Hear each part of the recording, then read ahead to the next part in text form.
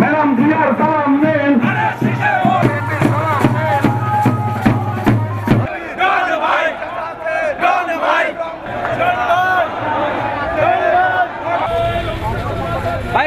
এ পর্যন্ত এই স্বৈরাচারী হাসিনা পর্যন্ত রংপুরে একটি এমপি পাই নাই। আমার একটাই দাবি, যে রাজপথে ছিল, যে 10 বছরের কারাভোগ